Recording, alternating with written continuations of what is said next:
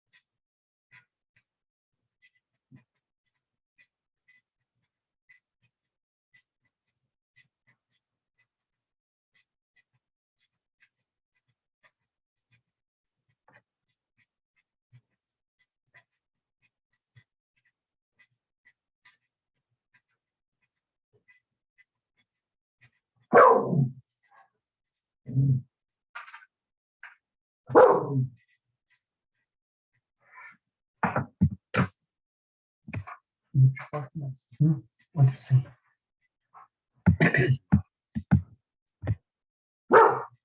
I know.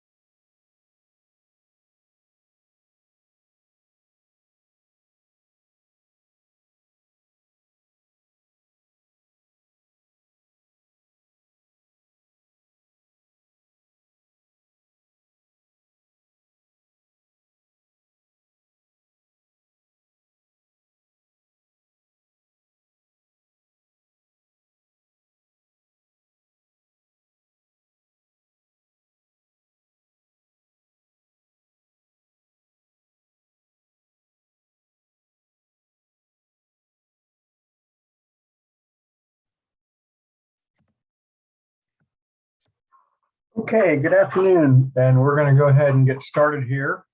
And today we're looking at the skeletal system.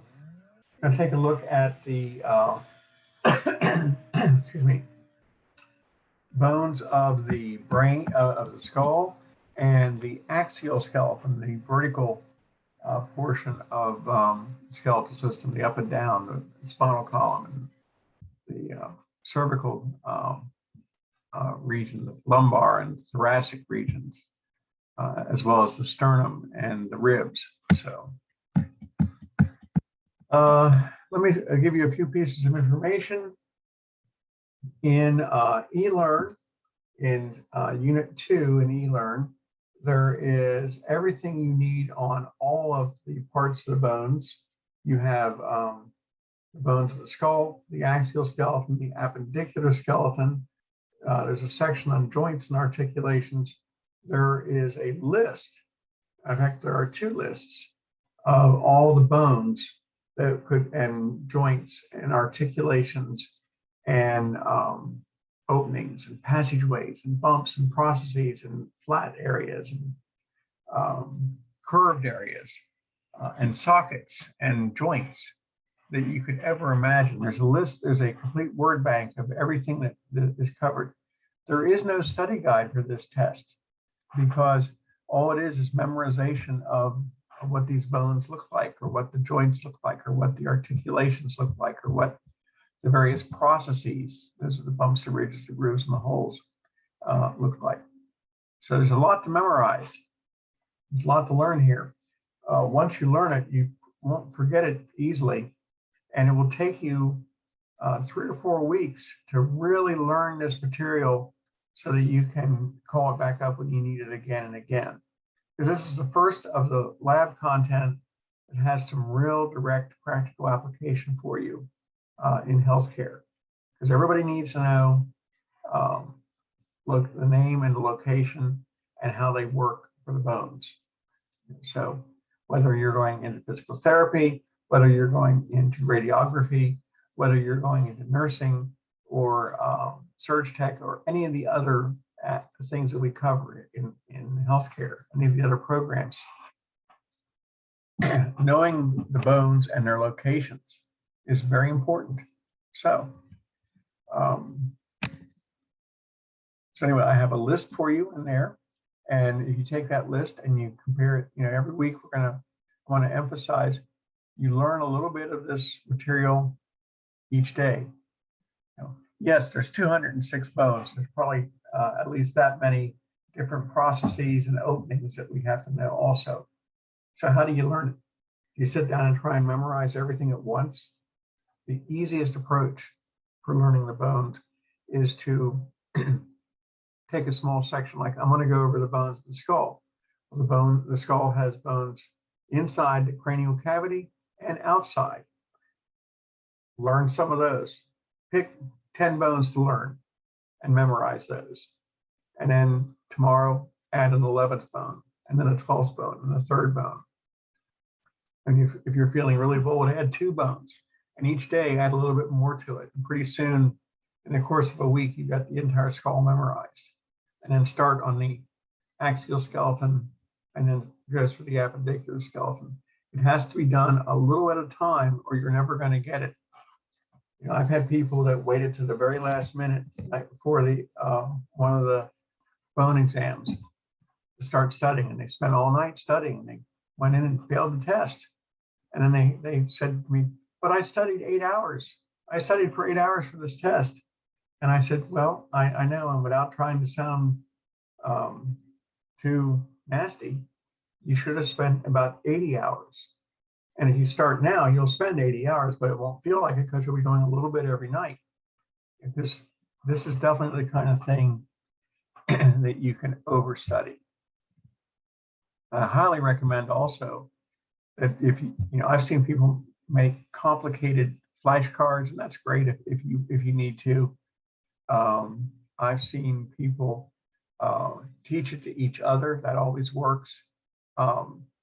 To me, one of the best ways is just to take your list and start going through your PowerPoints and trying to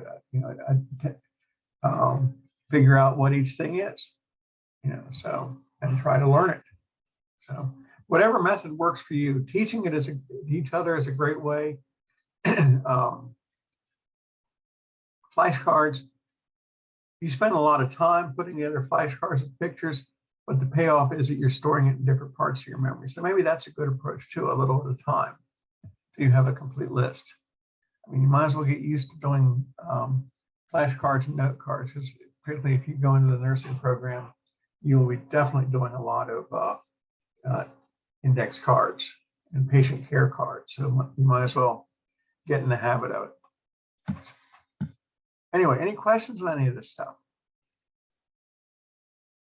Okay, then I'm going to go ahead and open up the screen and try and find, okay, here's the skull. We'll start with the skull. That's a good place. And let's bring it up here. Okay, the human skull. There we go. This is always an interesting approach to the human body, because it says the average human body contains enough bones to make a complete skeleton. But if you look at it, it has everything spelled out. The bones of the arm, the bones of some of the bones of the skull, the bones of the legs and the feet and the hands. So, it's not, this isn't so far off as far as a little quick reminder. So in your body, we have 206 bones, named bones. 22 of them are in your skull. And we have one, excuse me, we have one model of the skull that is so challenging to bring out. It's what we call the exploded skull. That's what it's really called. And it's all the pieces that you have to fit together. And it is very challenging. It's like a three-dimensional jigsaw puzzle. Okay. This is a CT of the skull, showing all the bones in their location here. You can see some of the lines in here. Those lines are called suture lines. Those lines that you see across the top of the skull are where the various bones have grown together. We also see below the skull, we see the vertebrae in the spinal column there, and we can start to see some of the bones of the ribs and the sternum, and some of the collarbones here, and just a little bit of the scapula here. One of the nice things about bones for a non-invasive procedure is that bones are radio opaque. They reflect and absorb X-rays, so they can create images that you can see. X-ray is ideal for looking at bone. And I suspect there's something going on here because there's a big dark spot on the side of that head that shouldn't be there. So, now, first question on the bone test is nearly always this: identify the bone at the outlined in blue. I don't have this picture up there on the test, but you'll have a picture of the skull, and this is always sort of a gimme. The frontal bone is the bone in the front of the skull. There's even, on top of that bone, when we get into muscles, there's a frontalis muscle. So it nobody ever gets that wrong. The frontal bone, it is the front of the skull. It gives our face its shape. It's a very thick bone. The muscle on top of it is very thin. You can feel that bone when you rub the front of your face, because the skin and the muscle layer there are very, very thin. It goes all the way down to the top of the orbits. These are the orbits here, the eye sockets, and it goes about halfway back to what we have here. This is known as the coronal or frontal, the coronal suture right here. This is the coronal suture along the side here, because this is where the coronal bone grew into and fused with the parietal bones here. This is the parietal bone on either side. You'll see it in a second. So it's one of the largest bones of the skull. And again, it comes all the way down to the top of the nasal cavity, top of the orbits. It gives our face a lot of its shape. Here we see on our on our skull, this would be the frontal bone up in this region right here. The orbit is a term we use to designate where the eyeballs go. So it's the circular cavity. The eyes go in there. There are various openings within the orbit. We also have an opening here and a notch up here. This opening is called the this notch at the top is called the supraorbital notch. Supra, term we use all the time. Supra means above. It's the notch above the orbit, supraorbital. Anytime you see the prefix supra, it's going to mean something above. You'll see it several times. The supraorbital notch. Anytime you have a notch, it's going to be for a passageway of nerves and blood vessels, or both. Its counterpart on the skull is directly below the orbit. It's called the infraorbital foramen. Infra means below. And anytime we use the prefix infra, we're going to be talking about a structure that's below something. So here we have the infraorbital. Now, foramen means opening. I don't know why they don't just say opening, but infraorbital foramen is an opening in the bone. And again, it's also for the passageway of blood vessels and nerves. So right at the eye orbit, you have the orbit, you have the supraorbital notch above it, and you have the infraorbital foramen, an opening in the skull directly below it.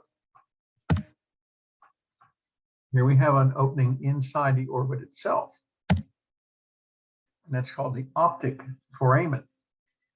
The optic nerve goes through the optic foramen. Foramen means opening. Optic means anything related to the eye.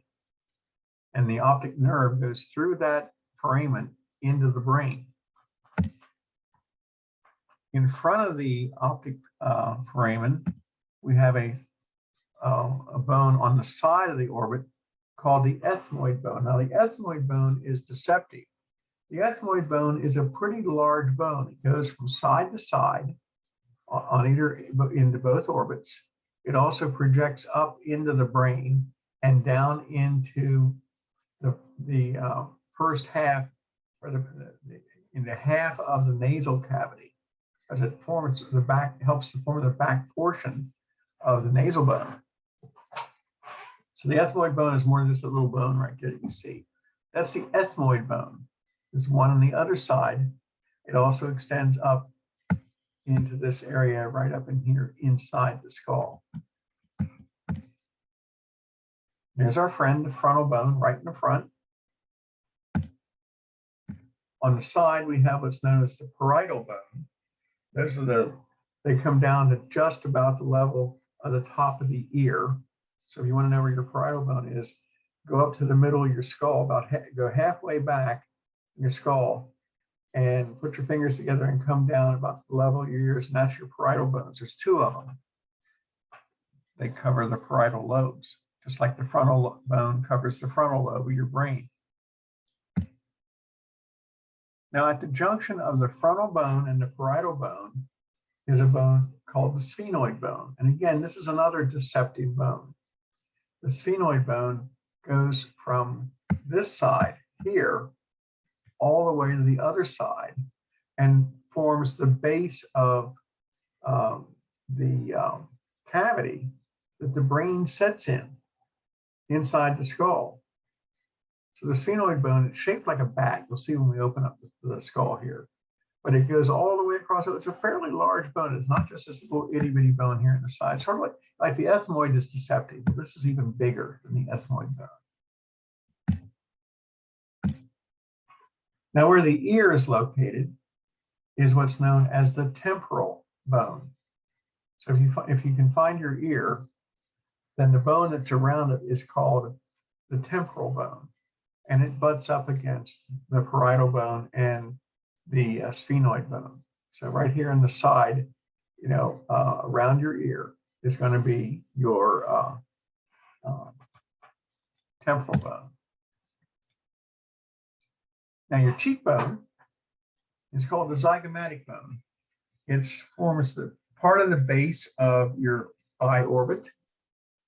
You can see that it starts here about the middle of the orbit, comes down here, sort of skirts around the upper jaw, the maxilla, and then it projects along the side. And so our shape of our face is often dictated by the shape of our zygomatic bone, because these are what we refer to as our cheekbones, and they can be cause our eyeballs to be oval or to be rectangular in shape, to have prominent large projections there for the zygomatic bone, or they can be narrower.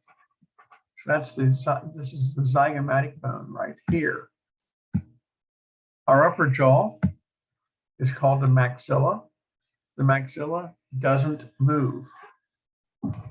Maxilla doesn't move. Only the lower jaw moves against it. It articulates. This is a term we use all the time now with bones.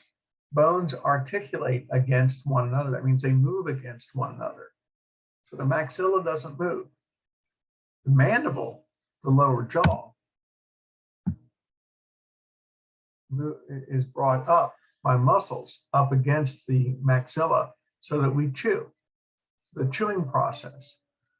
The mandible comes up and presses against the maxilla. The teeth strike the teeth in the maxilla, and so we rip and tear and mash food up with our teeth.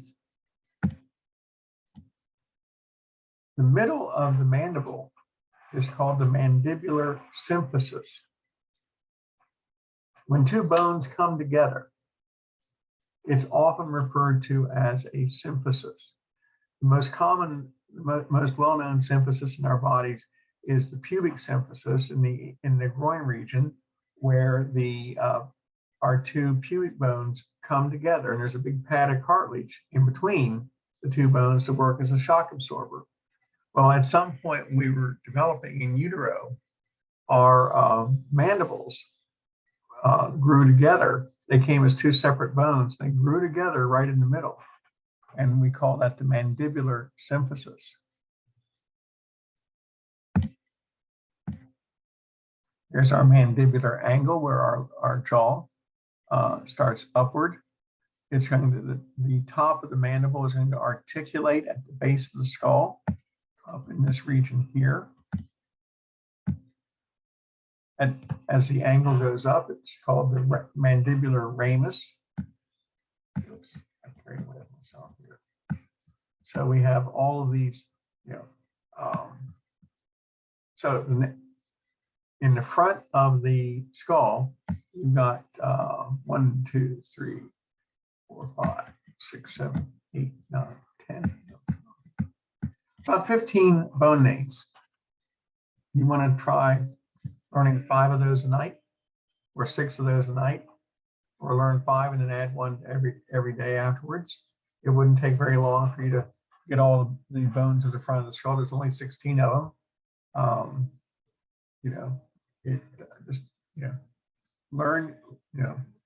Just learn your bones gradually. You'll have plenty of time to get ready for the test, as long as you start working a little bit every day. Now, okay, there's the temporal bone, by the way. There's your ear canal right here. The little opening there is where the external ear connects to the internal ear through the ear canal. And this is, the external ear is found covering a good portion of the temporal bone. So of course, there's your temporal bone, there's your frontal bone in the front, there's your parietal bone there, very large sphenoid bone here, and a very large zygomatic or cheekbone there. Of course, There's your desmoid bone, just sort of tucked away in there, and the mandible. Now, the reason this is, another thing is shown here, you see a lot of these little pointy structures that stick out in our bodies. We have them all over the place. Those are called a styloid process. Styloid is an old, or stylus is an old Latin term for a writing instrument, like a pencil. You know, you use a stylus to mark, on your keyboard, on your tablet, on your iPad, on your computer.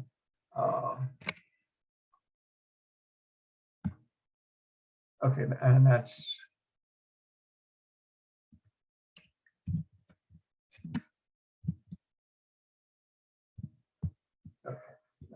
now. So the term stylus has been around for a long, long time. It used to be what you wrote on a clay tablet with, and sort of like 400 years later, we are back to writing on tablets with a stylus. But it's a pointy process that sticks out on a bone. We have them in our skull. We have them in our arms at the end of some of our long bones. They are points of attachment for muscles. So that's sort of the common answer.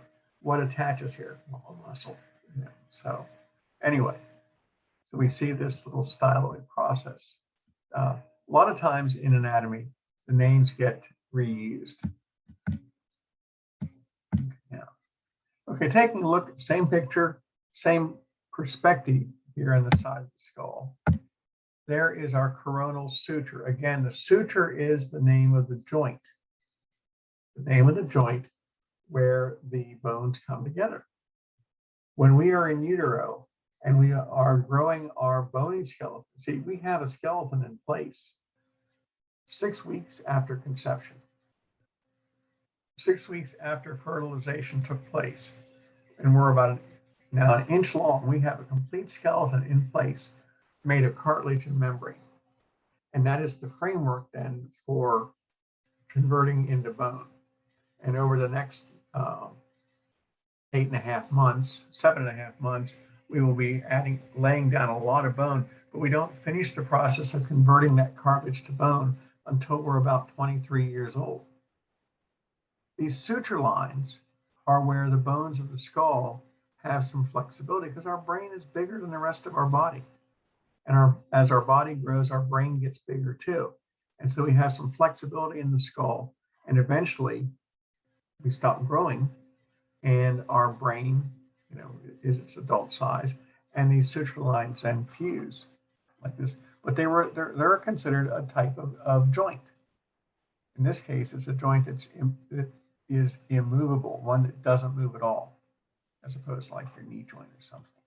Anyway, what's left over are these suture lines. That's the coronal suture here, lines up on the coronal plane. There's the frontal bone, the parietal bone, temporal bone, zygomatic bone. This one back here is a new one. This is the occipital bone. The occipital bone is at the base of the skull and goes all the way down and wraps around underneath to where your spinal column and spinal cord come up into the brain. So it's a very, very large, bone. The occipital bone starts about 2/3 of the way down the back of your skull and extends then all the way underneath. Almost, it's past there's a big opening in the middle of the occipital bone for the spinal cord to come up into the brain. So, there's what we call the squamous suture. It's on the side here. We have the lambdoid suture between the squamous suture is between the parietal and the temporal. The lambdoid is between the occipital and the parietal. There's our nasal bone. Our bone only goes down about halfway through the nose. The rest of the end of the nose is supported by hyaline cartilage. Cartilage is what we lay down about 90% of our skeleton as the model for 90% of our skeleton. when we're 6 weeks old, 6 weeks after conception, our skeleton is mostly cartilage, very soft and flexible. By the time we're born, a lot of that's been turned to bone. And by the time we're 23, it's all been turned to bone except for a few locations in our bodies. The end of our nose is one of them. The end of our nose and our ears are still supported by hyaline cartilage. Now this is the mastoid process. You can feel this. If you reach behind your ear and rub the area behind your ear, you're going to feel a bump. That's the mastoid bone or the mastoid process. It is a spongy bone type structure, and it is very porous to sound. You can hear sound be transmitted through that bone into the inner ear. In fact, the mastoid bone is frequently the location of the cochlear implants for people that have hearing issues. So one on each side, mastoid process, one on each side. The mastoid processes are very, very prominent behind our ears. You can feel them very easily. Now, there's the styloid process. Process means it's just another way of saying it's a bump, it's a structure. Process gets often used just sort of, I don't want to say randomly, but it's, we use the term process a lot. There's the ethmoid bone. In front of the ethmoid bone is the lacrimal bone. There's an opening in the lacrimal bone that allows the lacrimal duct to come through, and that is where our tears come from, through the lacrimal duct. Tears are there to wash off our eyeballs, to get rid of dust and dirt and debris, to keep our eyes clean. And the lacrimal bone is just in front of the ethmoid bone. Now this opening right here is a foramen. It is not the mandibular foramen. It's in the mandible, and it's a foramen in the mandible, and it would make perfect sense to call it the mandible foramen, but it's not. It's the mental foramen. It's called the mental foramen. Okay. Here's how big our occipital bone is. I probably should have come to the center, but this is a good place for it. Our occipital bone extends from this bump, this process that extends right here in the back. So there's a little bulge here, and extends all the way underneath.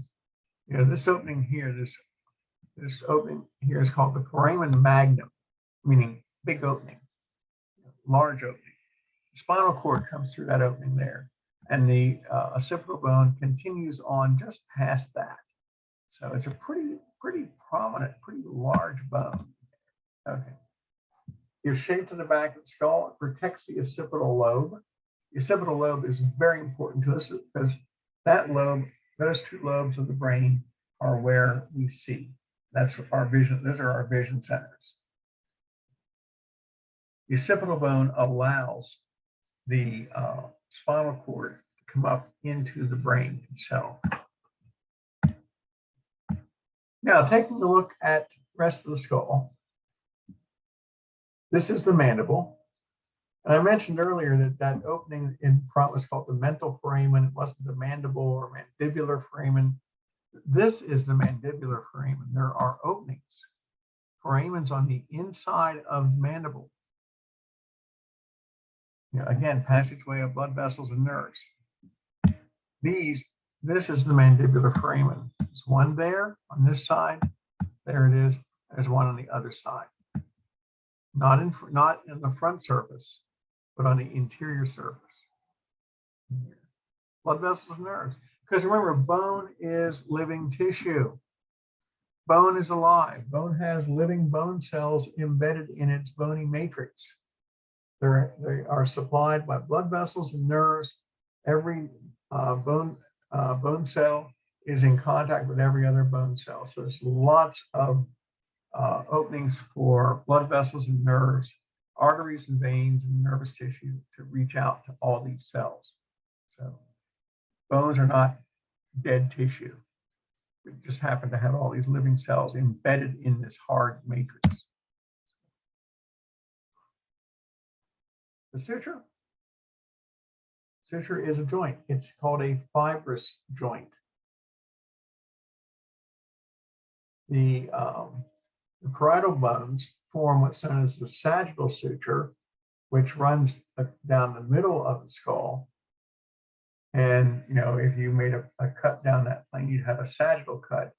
The coronal suture runs across the front of the skull, and with the frontal bone in front of it, and the parietal bones behind it. So you have sagittal and coronal. Again, there are these sutures. There's the coronal suture. There is the sagittal suture. I think that's the lambdoid suture there.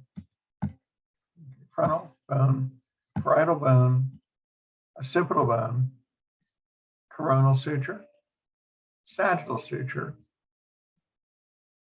lambdoid suture. I always get that one and the sphenoid mixed up.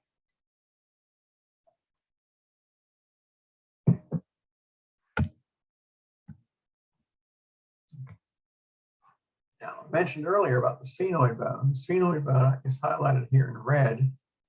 Sphenoid bone runs all the way across the base of the skull here. It has two prominent wings that stick out. It extends down almost to the level of extends down to the back, to the base of the maxilla, and extends out on both sides.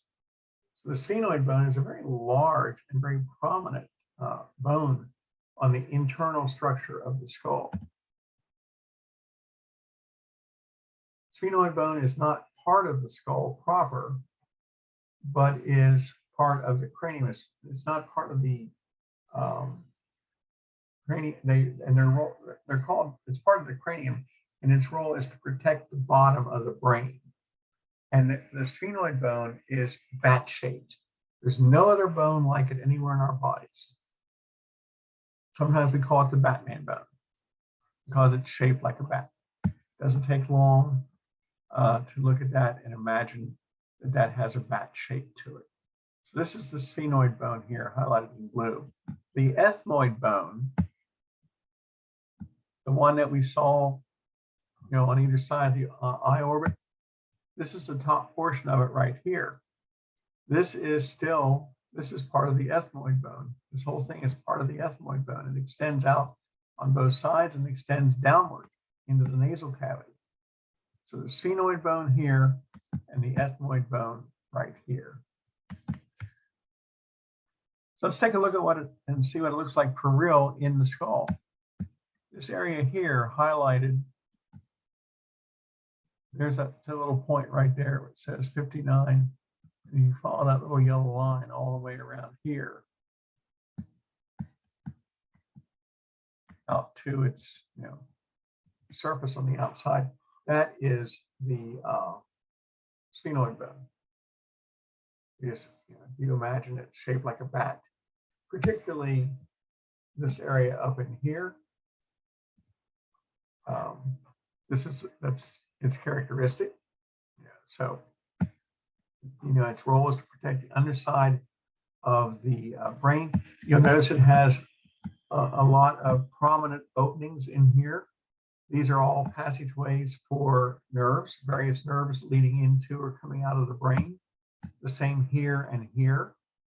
Those are passageways for the optic nerve in here.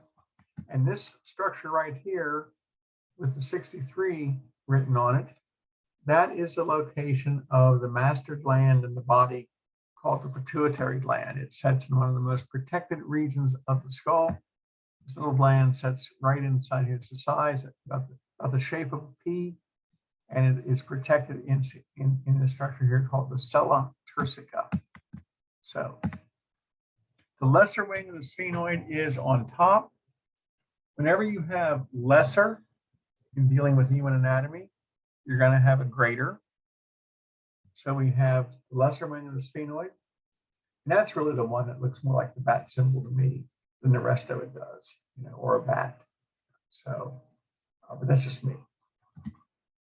We have the greater wing of the sphenoid there. Here we have an opening. This is known as the jugular foramen. The jugular vein goes through the jugular foramen on its way down from the brain to the heart. Remember, veins drain towards the heart. Arteries go away from the heart. The jugular veins come down from the brain and go towards the heart through these openings here. This is the jugular foramen here, and there's one over here. Nearly always, if you have an opening on one side, you're going to have an opening on the other side. That's the jugular foramen there, and the other one here. This large opening is the opening for the passageway of the spinal cord. It's called the foramen magnum, which means big opening. This area in here is called the sella turcica. It's Latin for Turk's saddle. Because if you look at this structure from on the side, it's shaped like a saddle. I don't know why they call it the Turk's saddle, but it's shaped like a type of saddle. So the Latin term is sella turcica, Turk's saddle. It also, but what it does is the shape of the bone gives a great deal of protection to the pituitary gland. Now these openings here, these are called, the two outside openings are called the foramen ovale. The two inside openings are called the foramen lacerum. They're paired because they represent nerves going up into the brain and coming out of the brain. They're part of the cranial nerves going into and out of the brain. And since they're paired, they have them on each side of the brain itself. So we have these paired openings. Foramen ovale, foramen lacerum. If you can remember O-L-L-O, ovale, lacerum, lacerum, ovale. Yeah. Ovale, lacerum, lacerum, ovale. The ovales are on the outside, if you can remember it that way. Ovale, ovale, ovale outside, the O. They are on the outside of those four openings. I was throwing everything at you today. I mean, obviously, I'm trying to drive home. There's a lot to learn. A little bit at a time. A little bit at a time is how you do it. Now, jugular foramen. We saw the one on the left side. Now we see the one on the right side. The jugular foramen, right there, coming down. The jugular veins draining from the brain itself. The little opening there is a passageway for one of the 12 cranial nerves. It's called the hypoglossal canal. And the hypoglossal nerve goes through there. And that's a very important location because the hypoglossal nerve controls the ability to swallow and to speak and to articulate. Swallowing, eating, and speaking are all controlled by that hypoglossal nerve. That nerve comes from the brainstem, where you have these reflex centers that control all those kind of actions.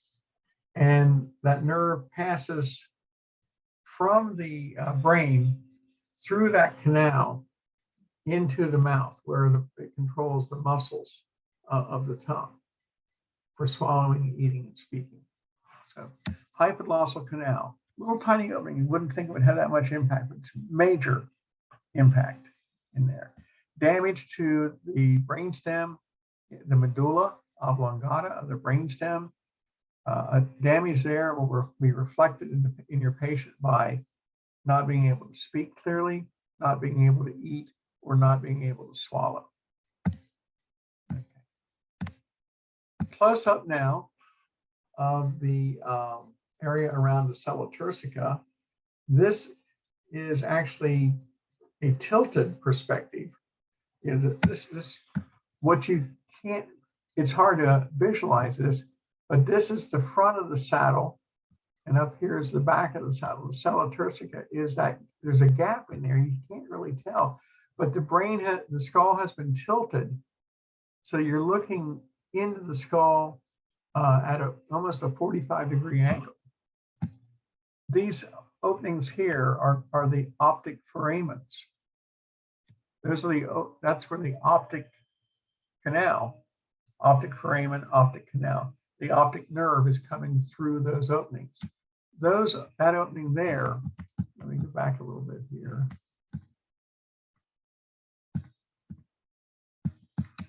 There we go. Are those. That's the optic foramen there and there. But imagine this perspective where it's the back of the skull has been turned up about 45 degrees. So instead of looking straight down, you're looking at it from an angle. That's the optic foramen or optic canal right there. When we tilt it like that, there's two openings over here that become visible.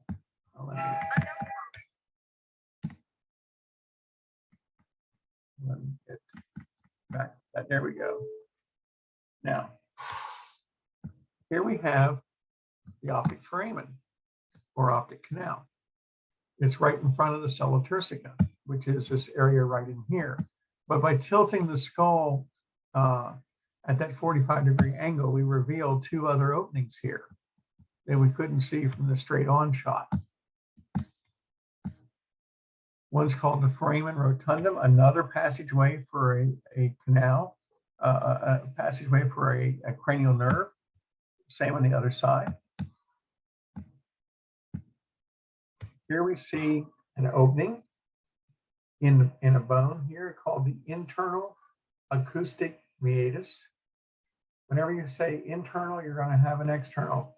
The internal acoustic meatus is an opening in this ridge line here in the skull that the auditory nerve comes in from the ear through this bone and exits so it can go into the brain through these openings here. Internal acoustic refers to the to hearing. And on the outside of the temporal bone, there is an external acoustic meatus. And this ridge line here is part of the temporal bone that leads to the outside. So, and we have, and that ridge line is called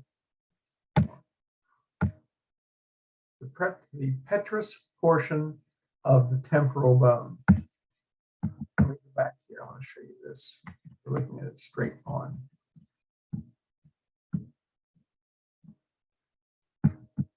Okay, this is the petrous portion here of the temporal bone. We're looking at it straight on. This ridge right here leads to the external acoustic meatus out here and out here.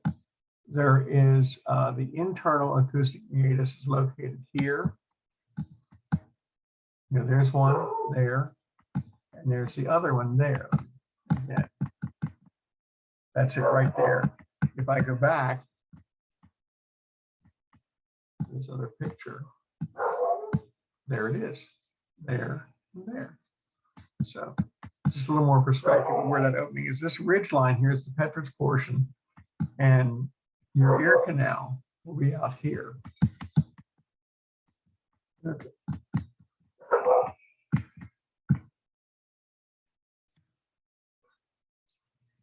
Now, the ethmoid bone plays a big role in our ability to smell.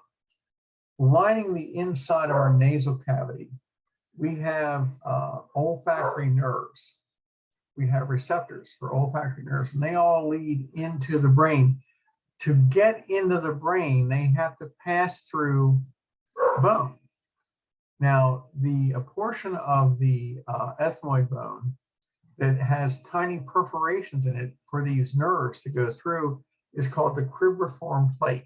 And if you look very carefully, you can see little tiny, yes, thank you, little tiny holes or perforations here.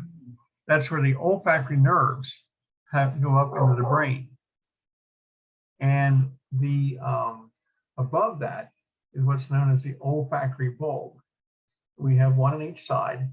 The olfactory bulb receives this information from the olfactory nerves, from the nerve endings, and they pass up through the cribriform plate, stimulate the bulb, and then that tells our brain that something's going on. We can smell something.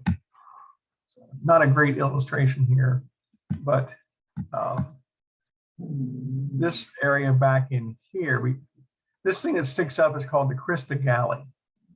Directly below that is the cribriform plate. So this is the crista galli sticking up. This is the cribriform plate here. Okay. The cribriform plate has to do with detection of odors. The crista galli is an anchor for the meninges. Now, the meninges are layers of connective tissue which surround our brain. See, our brain is so squishy, it can't support itself. It has to float in. If you took it out of the skull, it would sag and collapse. Sort of like if you took pudding and dumped it out of a container onto the tabletop, and it would just sort of collapse because it's so squishy, can't support itself. The brain is the same way. But the brain can float inside these meninges because within the meninges is a fluid called the cerebrospinal fluid, and that makes the brain very buoyant. The brain floats in that and can support itself that way. Well, the meninges surround the brain, and it keeps the brain from bouncing around on the inside of the skull, even though it's a very snug fit.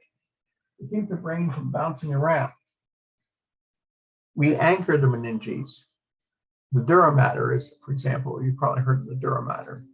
We anchor the dura mater on the crista galli, so the brain doesn't move when we move.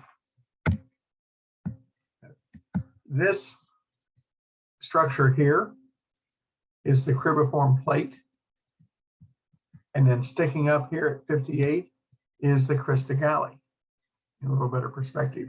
So the olfactory nerves, the receptors for the olfactory nerves come up through these openings in here to transmit information to the olfactory bulbs in the brain. And that lets us detect odors. The meninges attach themselves at 58 on the crista galli, so our brain doesn't go sliding around inside our head. The crista galli, the cribriform plate of the ethmoid bone. Now remember, the ethmoid bone now goes down, forms those structures on either side of the orbit, and then goes on down to the base of the nasal cavity. Carried away with myself again. Okay. So again, you can see the sphenoid bone, the lesser wing, the greater wing, the four openings for the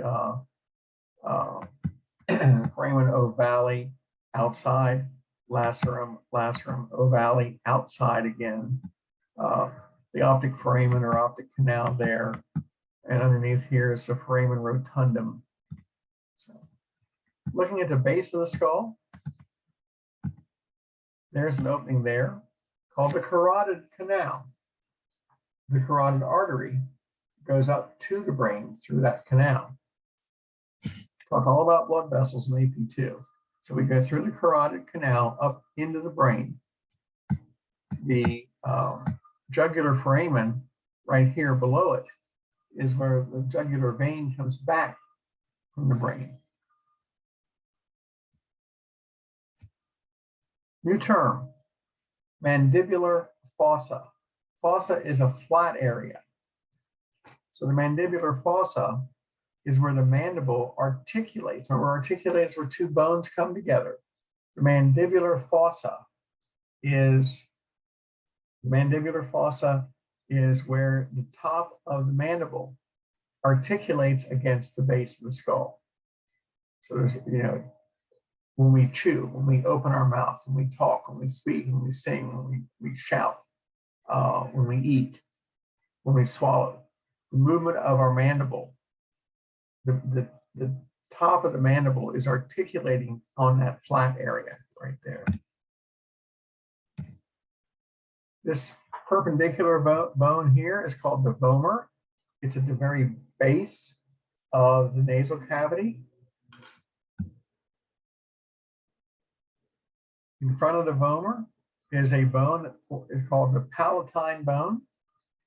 It starts to form the roof of our mouth. The rest of there's a bone directly in front of that called the palatine process. See that right here? There's the roof of our mouth. There is the palatine process of the maxilla. That's that hard area. You stick your finger in your mouth and press upward. You're going to be pressing up against where the palatine process of the maxilla is located. It's in the upper jaw. And then this is the palatine bone here, and this is the vomer right here in the straight line. Okay. Palatine bone, vomer, foramen magnum, really big hole.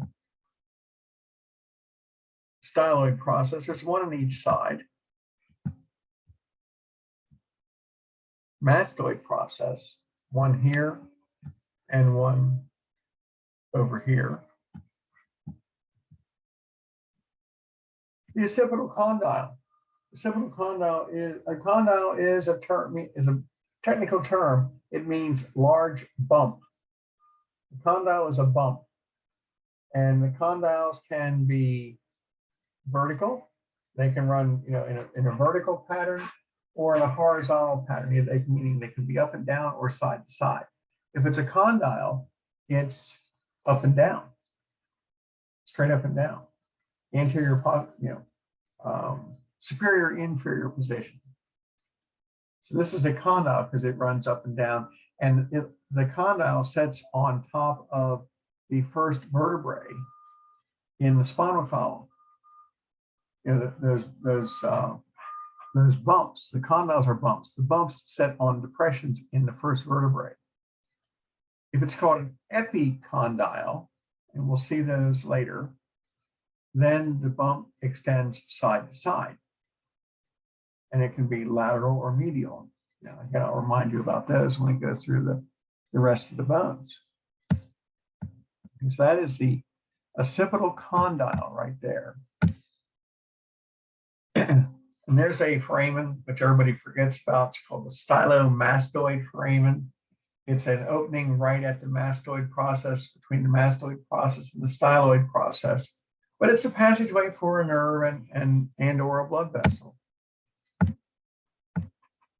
This area, okay, there is a structure known as the labella. Is this area right between the eyes in the forehead, right above the nasal bone. It is all that's left over of when our frontal bones grew together, because when we are growing in utero, our skull bones were laid down using membranes as a model, not cartilage like everywhere else. And the membrane grew together and fused, and then we say ossified, meaning they became filled with bone. The remnant of that in the middle of the frontal bone, there's no suture line, there's no frontal suture, but we have the labella, which is the leftover region of that where the membranes grew together.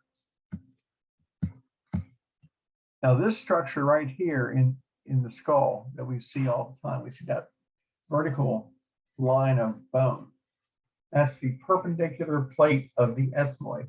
So the ethmoid bone, here it is inside the orbit on either side. It goes up to form the crista galli and the cribriform plate, and it comes down here to form part of the base of the nasal cavity. The perpendicular plate of the ethmoid plays a very important role, because when we breathe into our nasal cavity, we want to create turbulence.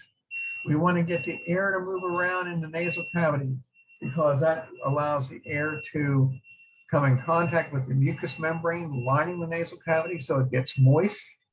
Dust and dirt and debris and pathogens and crud's a technical term, get trapped in that mucus. And not only the air gets moist, it gets cleaned, and the longer it swirls around there, the warmer it gets. So we warm the air up, we clean it up, and we moisten it because we like clean, moist, warm air. And that perpendicular plate is what we use to one of the things we use to help create turbulence, get the air moving around inside our nasal cavity. There, that structure there, come on, there we go. An opening right there where the ear canal is, that is the external auditory meatus. Its counterpart is the internal auditory meatus, which goes straight through the petrous portion of the temporal process and pops out on the inside the skull and the internal acoustic meatus or auditory meatus. We tend to see auditory and acoustic used interchangeably here, but it means the same thing. It's where the auditory nerve goes through and pops up in the brain. This is the fetal skull. It's a model. Now, see a couple things here. Fetal skull has a frontal suture. We don't have a frontal suture after we're born. Frontal suture fuses shut, maybe shortly after we're born. But by the time we reach our adult stature, we don't have a frontal suture anymore because the frontal bones grew together. That's where the labella is the only remnant of that. That's the frontal suture. This opening here, it's not an opening, even though it's called a fontanelle, it's what we call the soft spot. And there are a series of soft spots here filled with connective tissue designed to give flexibility as the brain grows inside the skull. We have the anterior fontanelle. It's a big soft spot on the top of the skull. And if we have an anterior, we got to have a posterior. Anytime you have an anterior, you got to have a posterior. If you have a superior, you got to have an inferior. If you have a lateral, you're going to have a medial. So be looking for the posterior fontanelle. Large soft spot in the top of the skull. The fetal skull has two frontal bones instead of one fused bone like we have. We have the two parietal bones there. And we look at the side, we can see the parietal bone. There's one on each side. There's a frontal bone. Our frontal bone is one bone now.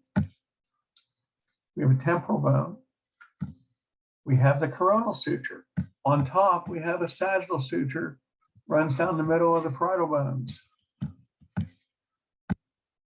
There is the sphenoidal fontanelle, right below the area where the sphenoid bone is located. We have our sphenoidal fontanelle. Maybe it's above the sphenoid bone. It's hard to tell here in this illustration. But that's the sphenoidal fontanelle. There's another one on the side here called the mastoid fontanelle. Want to guess what it's near? Like the mastoid bone? There's the mastoid fontanelle. Again, looking at the top of the skull, the anterior fontanelle, or the soft spot, if you will. The frontal suture, which does not exist in the adult skull. There's the coronal suture. There's the sagittal suture. Again, there's our sagittal suture line, parietal bone. There is our lambdoid suture there. Goes all the way across here. And this tiny little spot right there in the middle, right there, is our posterior fontanelle. Like I said, if you have an anterior anything, you're going to have a posterior something. One thing about anatomy is it's consistent. External gives you an internal. If you have an internal, you have an external. If you have a superior, you're going to have an inferior. If you have an anterior, you're going to have a posterior. You got a lateral, you're going to have a medial. All these things pretty much hold true on the shape of the in human anatomy, whether it's bones or muscles or anything else. It's going to be pretty much the same, hold true on this. Occipital bone. And that is the skull. So how do you study for the skull? Well, you know, there's all sorts of there. If you go into eLearn, there is. Let me see if I can do this. Let me see if I can stay in Zoom while I'm going into the content section here. Hopefully you can still see this. If we go into the skull and axial skeleton, there's our master bone list. There are the PowerPoints. There's the PDFs. There is a 14-minute video on the skull that you can watch if you are really interested. There is a skull tutorial and PDF file that you can look at too for the skull. So, and again, like I said, the master bone list lists every bone and every opening and every process that you need to know. Like it would have the hypoglossal canal, it would have the foramen lacerum, foramen ovale, it would have the foramen magnum, the eye orbit, the infraorbital foramen, the supraorbital notch, plus all 206 bones, named bones. So there's a great deal of information available to you in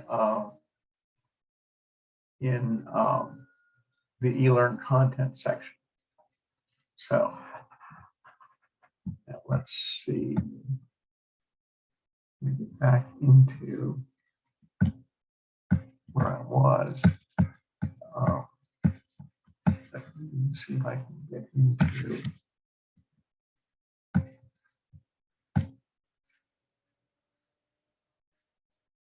Okay.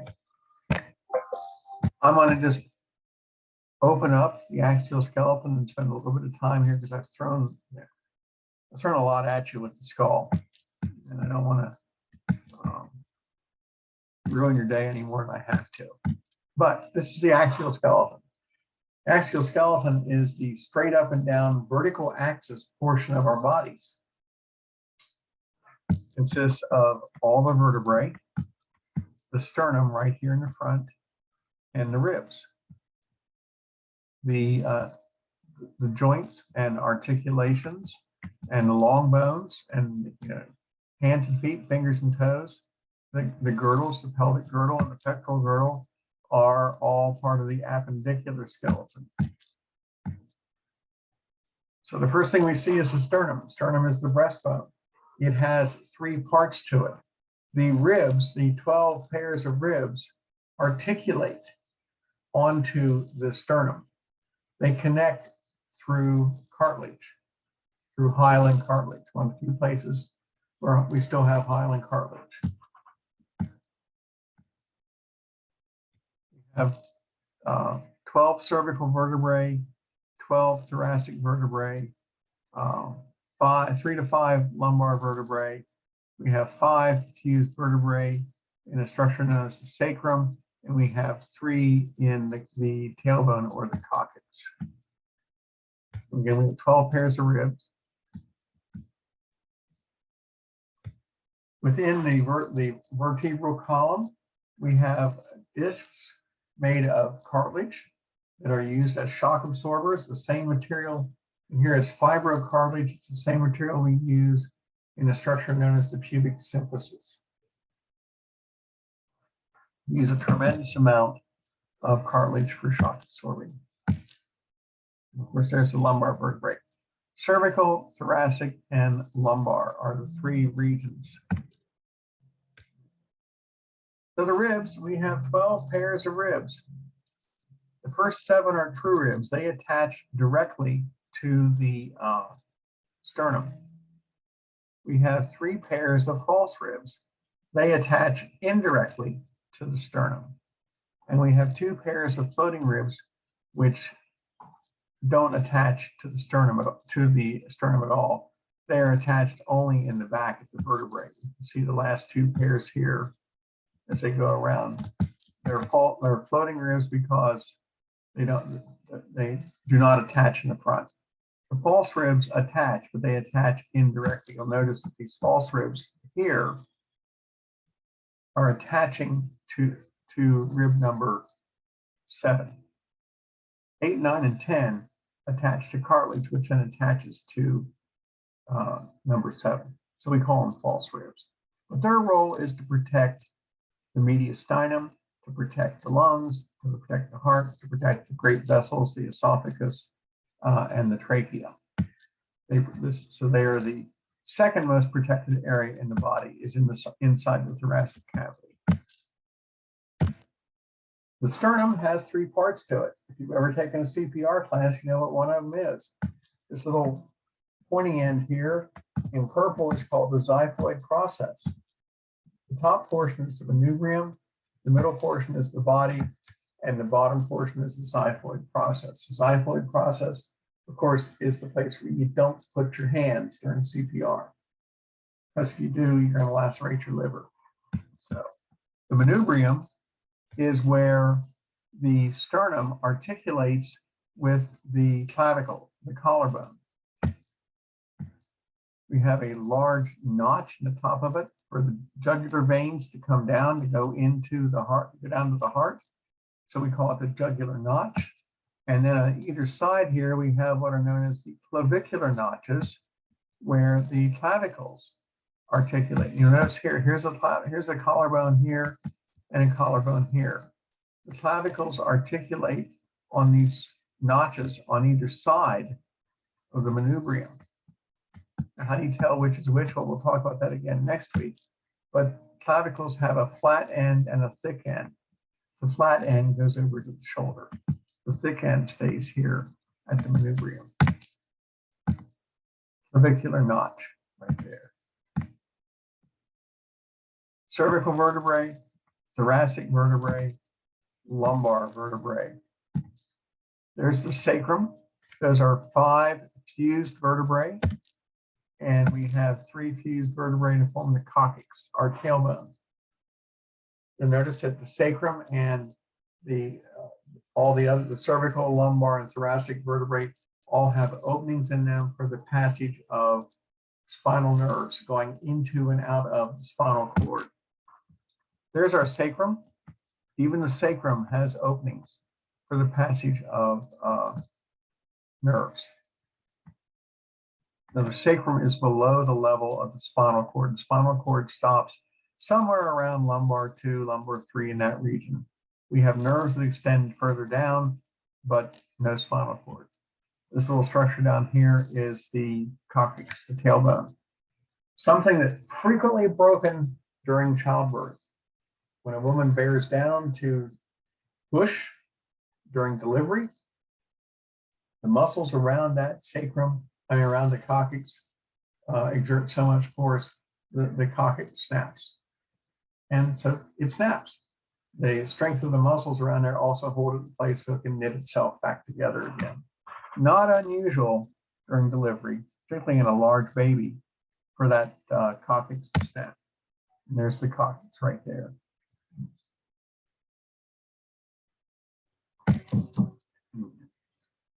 So those are the regions that, so in the unfused vertebrae, we have the cervical vertebrae in the neck region of the body, thoracic. There are 12 of those. They match up to the 12 pairs of ribs. You have the lumbar, 3 to 5 of those. And then we have the sacrum and the coccyx. Thoracic vertebrae there. They all tend to have the same structures. And ribs. Thoracic vertebrae. 12 of them. They all tend to have the same structures. Points of attachment for muscles, as well as a large foramen in the middle, designed to send the spinal cord through to protect it, and a large, dense body of bony material cushioned by pads of cartilage. You can see the white pads of cartilage here are between the bodies of the vertebrae to protect it, serve as a cushion, to serve as a shock absorber. This is not a fish, even though it looks like one. This is our spinal column, showing all the openings on the sides for the passage of spinal nerves. Now, the only thing missing on this is the pads that would go in between. But you can look at this and see that the vertebrae come together and nest together to form these openings. These foramens here on either side are for the passageway of the spinal nerves, and they're formed simply, they're formed as the vertebrae nest on top of each other. Of the intervertebral foramen, they only occur because of one vertebrae nesting on top of another and create, each one creates half of the opening for the foramen. Take it apart and you can't see the foramen. There are the intervertebral foramens in the sacrum, right there. And the intervertebral foramen. And front and back, plus we see the structure called the spinous process. All these vertebrae are going to have a spinous process. It is a bony projection that sticks out, from the vertebrae, and it sticks straight out, into the, in a ventral form, it sticks up, if you will. This is the spinous process here. If you're looking at it from the side, this is the vertebrae. This is the body of the vertebrae here, and this is a pad, a shock absorber here. Now, let me show you some labeling. Okay. There's a spinous process. It sticks out. You can, in some people, you can actually see the shape along their back. You can just see a little bit of a bulge there, or that if the you can see the top, just a hint of the spinous process pushing against the skin sometimes. Coming out on either side of the spinous process are the transverse processes.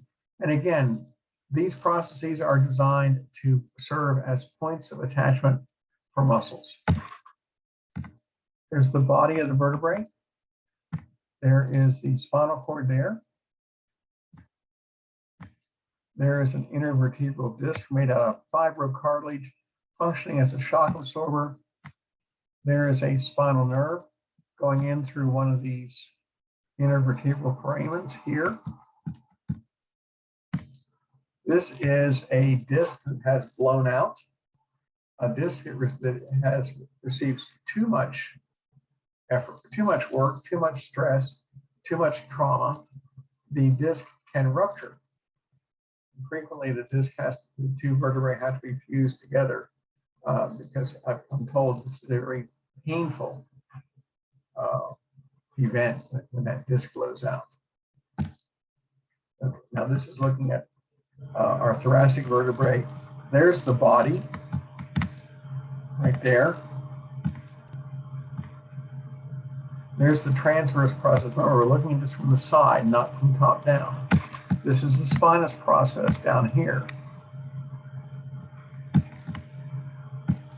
This surface here is what's known as the superior articular process. The vertebrae directly above this one, because this is lying, the vertebrae that would be up in this region here will rest on the superior articular process.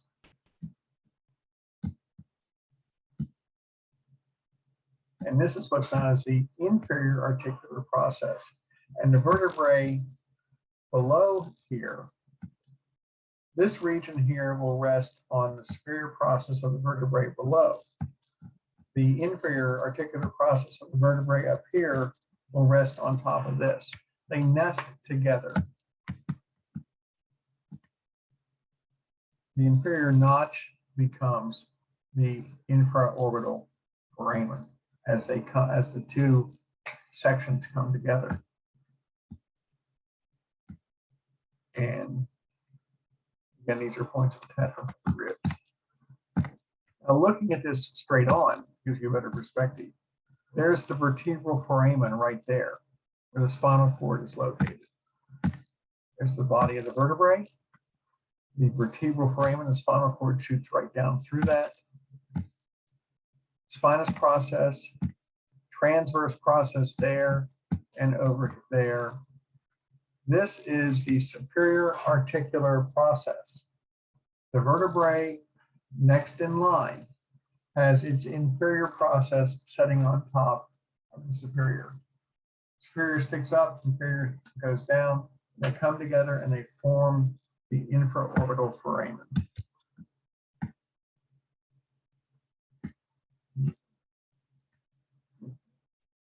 Now, cervical vertebrae 1 and 2, these are the only vertebrae that you need to know what they are. We have what's known as the atlas and the axis. C1 is called the atlas, C2 is called the axis. C1 is what the skull sits on top of. The occipital condyles, those bumps, sit on top of C1, the atlas. Atlas was a mythological god that held the world up on his shoulders. So early anatomists 400 years ago said, well, we'll call it Atlas. So, because it's holding up the skull. Okay. So there's the atlas, there's the axis. This thing called the dens is what sticks up in the axis because it allows our head to turn from side to side. Atlas and axis. Cervical vertebrae number 1 and number 2. Atlas is 1. Axis is 2. C1 and C2. Here you can really see the dens sticking up through, it protrudes up through C1 because that functions as an axle to allow the head to turn, to rotate. The head moves around that axis, around that dens that sticks up there. So this is the atlas. These flat structures here are where the occipital condyles are going to sit. This is on top of the spinal column, and the skull rests on those two little openings there. Transverse foramen, the only place where we have transverse foramen. Here is the dens right there.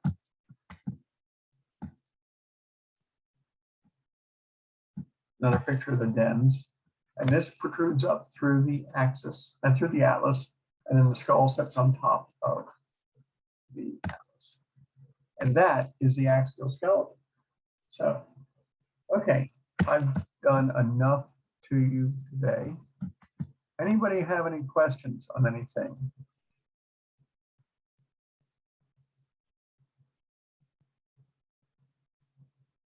Okay, so don't worry about the schedule. We're going to be ahead of the schedule anyway. What I would recommend is, while you're, after you get done with your lab test, start looking at the bones, or if you get really bored while you're looking at the stuff for the lab test, learn 5 bones tonight, learn a 6th bone tomorrow, and just, spend 15 minutes every night until you add more and more bones. One of the nice things about the arms and legs and hands and feet is everything on the left-hand side of the body is matched by everything in the right-hand side. There's no difference. Once you learn the arm once you learn an arm and a leg and a hand and a foot, you've got a lot of the rest of the body learned. So anyway, if nobody has any questions, I'm going to get us out of here. I'll have all this posted for you shortly. So, and have a good rest of the day.